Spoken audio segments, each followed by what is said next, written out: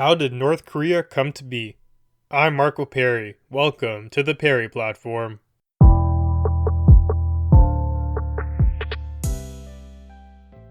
North Korea has always been a topic that fascinated me. It's such an anomaly of a country. I'll begin today's episode by going over the facts of its history, pretty much just summarized from the articles online that I've come across, and then we'll talk about some more perspective-based issues. So, to begin, at the very beginning, the history of North Korea starts at the end of World War II in 1945, so in the grand scheme of things, not that long ago. The surrender of Japan during World War II led to the division of Korea, because I do believe at that point Japan was occupying them, and the Soviet Union came to then occupy the northern half of Korea, and the United States of America was occupying the southern part. Now, the Soviet Union and the US, they failed to agree on a way to unify the country. They had different visions for how Korea should be, and they each held half of the puzzle. So after 3 years, it seemed like no feasible solution was going to manifest.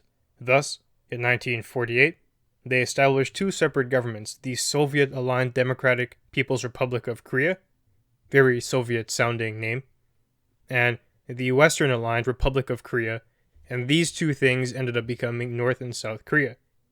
And the thing is, these pieces of the country, they didn't see eye to eye on who truly was Korea. They were each claiming to be the legitimate government of all of Korea. So it wasn't like they were satisfied with just dividing it up in two. You be the leader of North, I'll be the leader of the South. They both wanted to be the leader of Korea, period. So, flash forward 2 years now. In 1950, the Korean War broke out. This was a war between North Korea, with military support from China and the Soviet Union, and South Korea, which was backed by personnel from the United Nations, which did include the United States of America. The war began on the 25th of June, 1950, as we said, when North Korea invaded South Korea. So North Korea was the aggressor in the Korean War. That is widely accepted as the fact of the matter. But that is following some clashes at the border, and who started that is a little bit more ambiguous. There were also insurrections in the South, people who weren't happy with the regime. Now, the war did end 3 years later, unofficially, when there was an armistice, and we do say unofficially because I do believe technically they are still at war.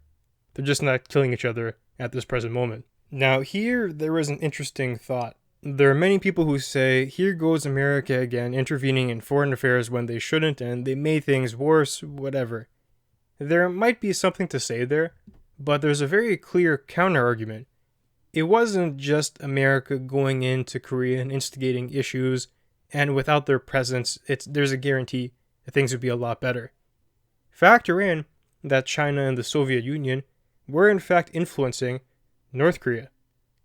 Now, if you do remove America's influence from the equation, it's very possible that you see a North Korea-like regime take over the entire country. And in today's world, maybe there is no South Korea without America injecting Western values into that part of the country. That's very plausible.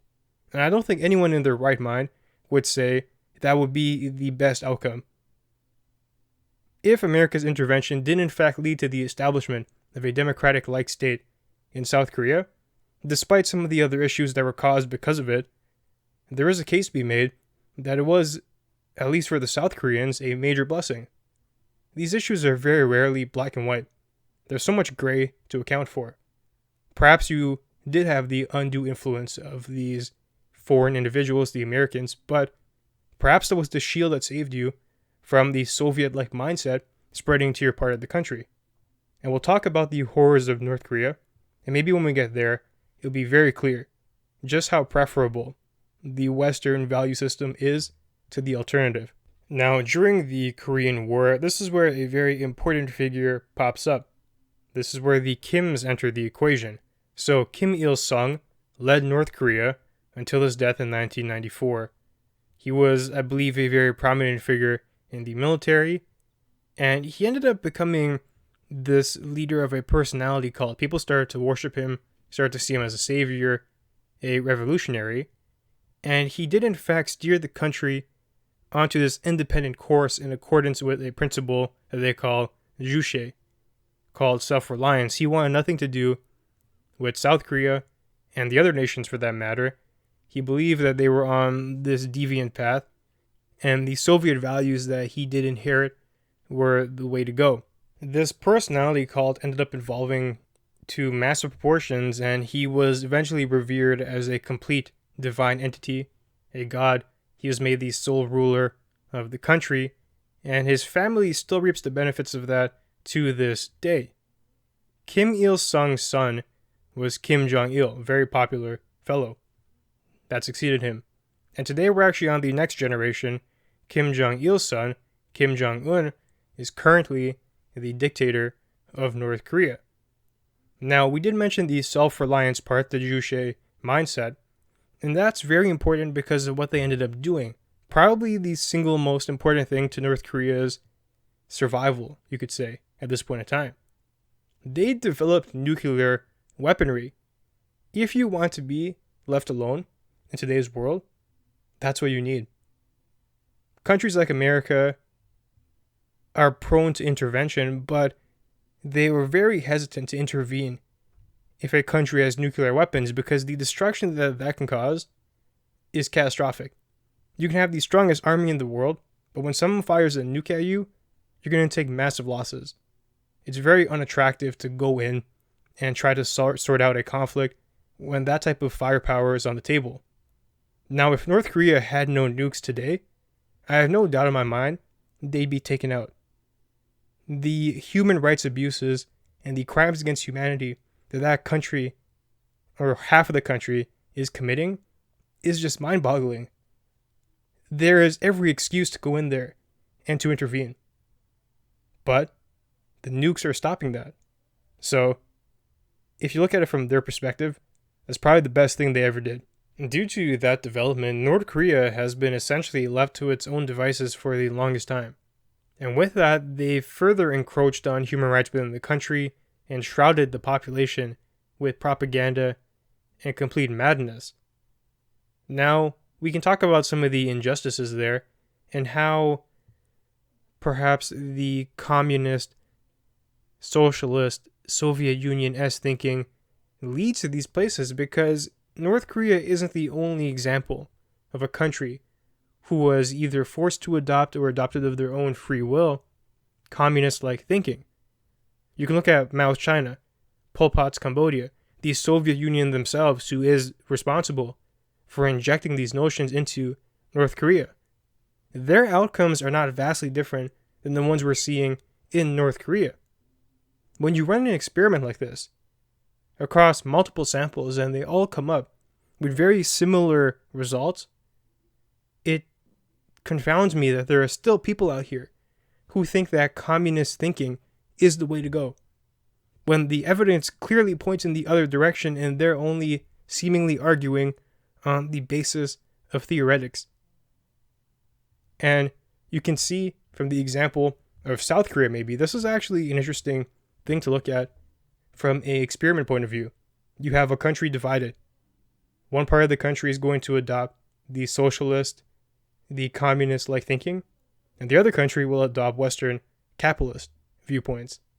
And let's see how they do. The results of that are very clear. You can make the judgment for yourself, but I think there's no debate who is better off. Now, back to North Korea. Let's just highlight some of the things that they have going on there. Number one, brainwashing to a crazy extent. Now, it's hard to get precise information out of the regime because of the closed border situation and the secretive ways through which they operate, but every now and again we do learn something. Sometimes because there are defectors who do escape, or because we do have surveillance and we can figure certain things out, but the brainwashing is to a insane proportion. I think I talked about it before. I was listening to a escapee of the regime on Jordan Peterson's podcast, and what she details is straight out of that book, 1984.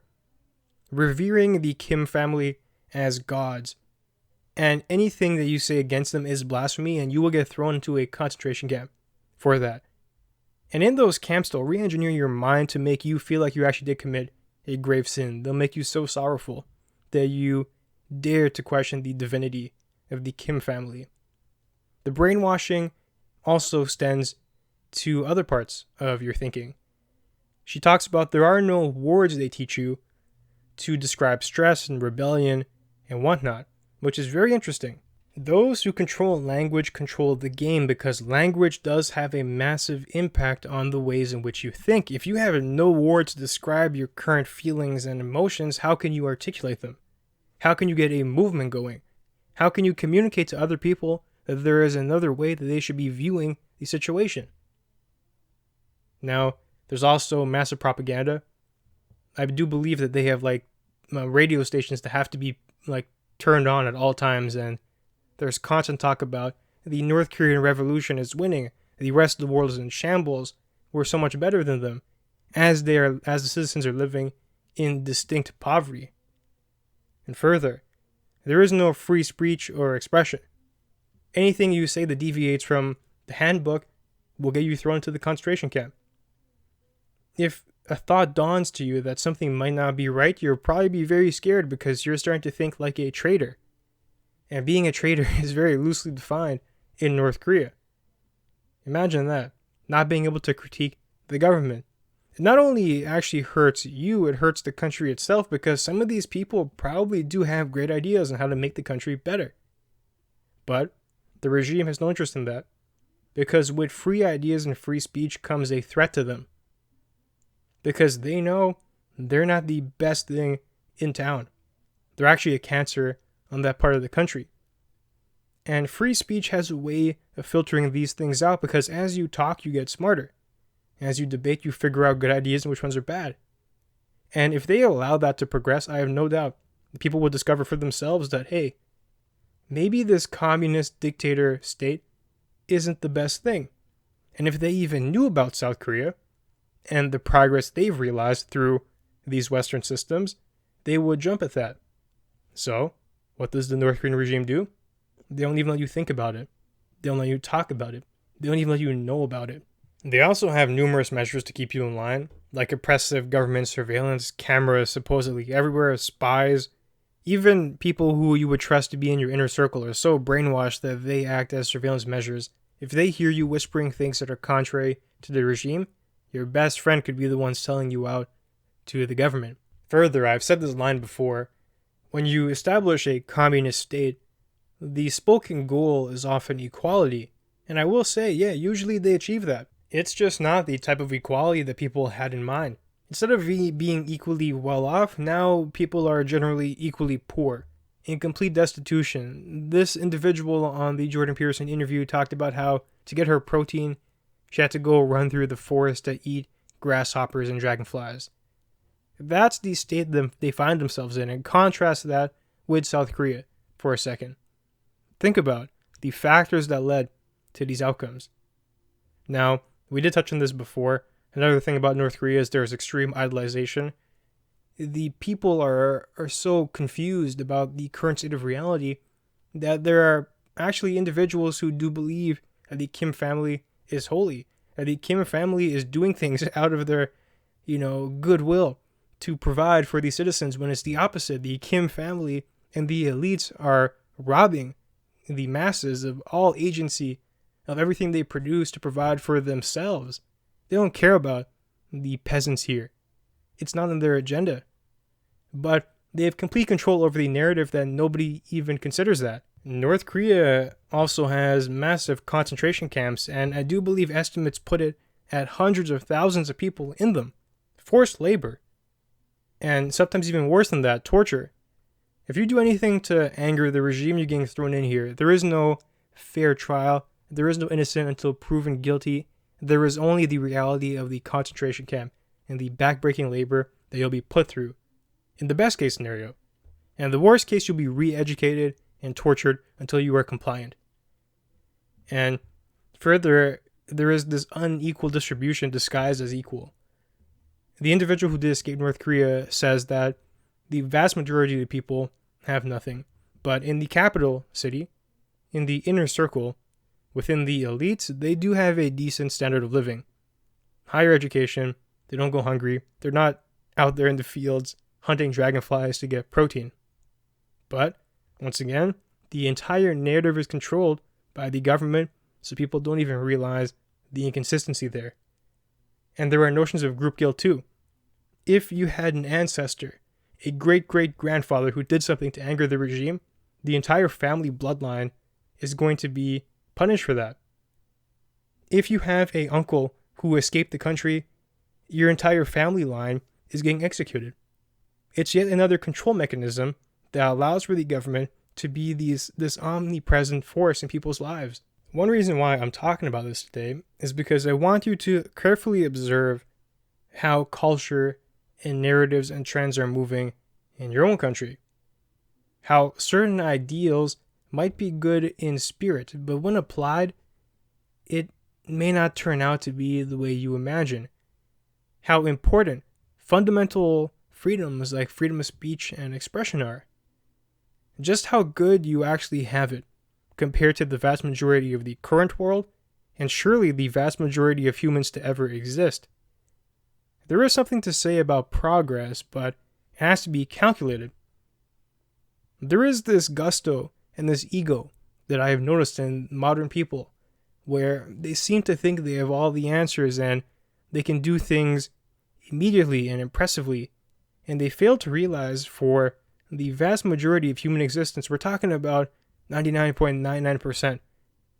For these thousands and thousands of years that people have been around this planet, it's been a crapshoot.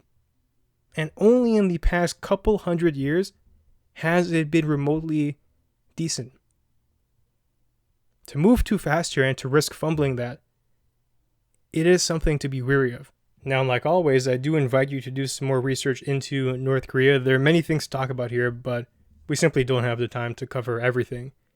I recommend, as I've talked about, that interview, Jordan Peterson, and I do think her name was Yeonmi Park, something like that, the escapee from North Korea.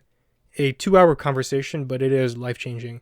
So with that, now brings us to the end of our conversation for today. If you enjoyed the content, be sure to leave a review and share. They'll help us grow. And you can find me online at perryplatform.org and on social media at perryplatform. Thanks for joining me, and I'll see you soon.